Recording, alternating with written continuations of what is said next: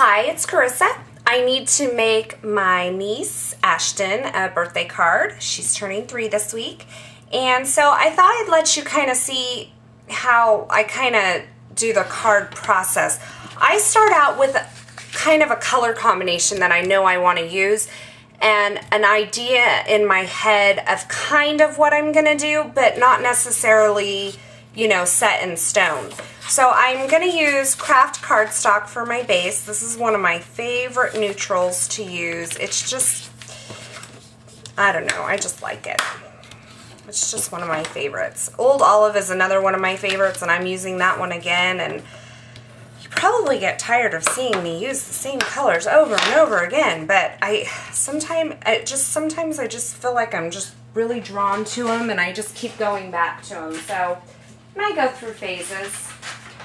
I'm just grabbing a piece of scratch paper here to set behind, and I have this stamp from the Darling Dot stamp set. It's retired, but you could pull this off with any sort of small stamp to use as a background stamp. And I'm just using the Whisper White ink, and I'm going to stamp these kind of in a random pattern. And when you're using this Kraft ink, this is Whisper White, only comes in a Kraft ink. You have to give it some dry time. So I'm going to set that aside and let that dry, and I'm going to work on other pieces of my card while I do that. This is from the Everything Nice stamp set, and let's see. I decided I decided the size that I wanted to use for this piece of white paper that it's going to stamp on by simply measuring the stamp. So I saw that about a 2x2 size paper would work well for this. So I'm just going to ink up my stamp here in the Melon Mambo cardstock, or Melon Mambo ink, and then I'm going to stamp it right here on my white cardstock. And just pick it up. And it says, celebrate, make a wish, eat cake, live for the presents, party hardy, it's your day. Now, the cool thing about this stamp set is that you could stamp this and then like cut this out and just use that celebrate part, or just use the eat cake part, or you know, you could break it up and use it in little pieces. And then just to create my layers, I've just cut, since this was 2x2, I've just cut them at 1/4 inch larger for each layer there. So we'll just stick that down. And then I knew that on there I kind of wanted to create a band with the green color. So I have this cut at 1 3/4 inch wide by 5.5, and the 5.5 is so that it will take up the whole width of my card. So if you can see my card base, when I lay this on here, it goes the whole entire length. And what I'm going to do with this is I'm going to emboss it. So let me grab my big kick and I'll show you how I'm going to do that. Okay, so I've brought my big kick in here, and I have these new textures plates from Stampin' Up that I wanted to try out. I just got them in my order last night. So I have here my platform that comes with your big shot or your big kick, and it will tell you directly on here how to use each thing. So this is a Sizzix textures plate, and this shows me exactly what I want to do to use these. Now, what I found by trial and error just in the last few minutes is that to get a really good, a deeper impression, I've just used this little piece of kind of thin chipboard to act as a shim in there to kind of put more pressure. So then I have my textures plate, my piece of cardstock, and since this is such a geometric pattern, I'm going to be sure that I want to make sure that I get this on here relatively straight, you know, the best that you can.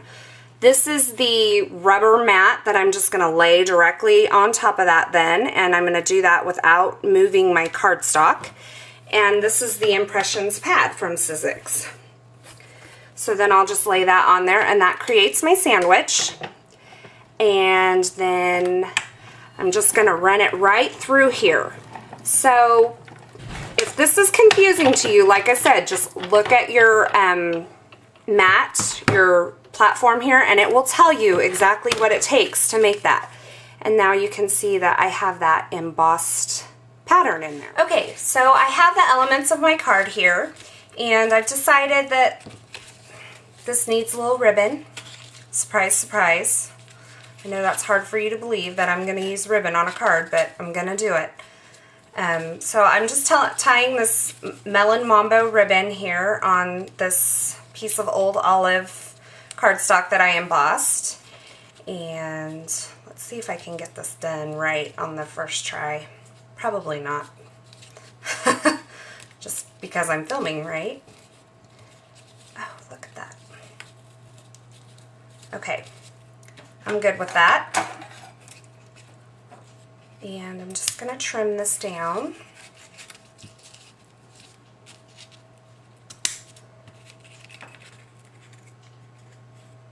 There we go.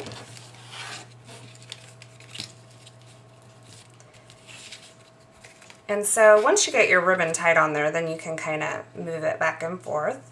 And so I'm going to put this about 2/3 of the way down. I'm not going to put it right in the middle because I want to see these cupcakes a little more up here.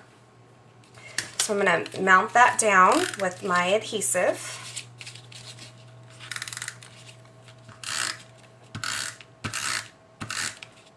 Okay, I know, I'm getting a little carried away with the adhesive. I didn't need that much. Sometimes I just have a tendency to want to use a lot of it. Okay, so what I want to show you here is that when you cut things by hand, sometimes they don't always measure up right. And you can see that I have just a little bit of hangover right here with this green old olive cardstock. So no worries, just take a pair of scissors and trim it right off. It's a quick fix.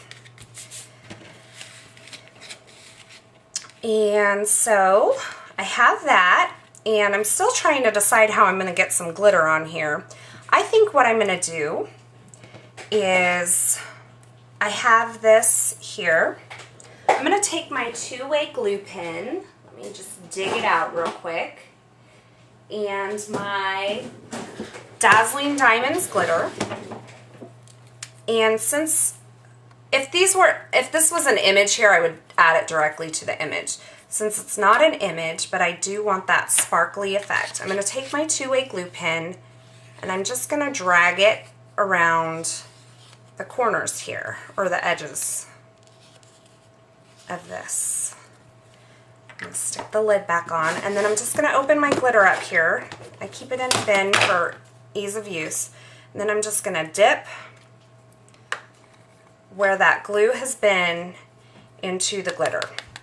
And then I'll just tap it all off, or the excess, not all of it, but the excess off. And then it's got like a cute glittery border here. Can you see that? Very cute.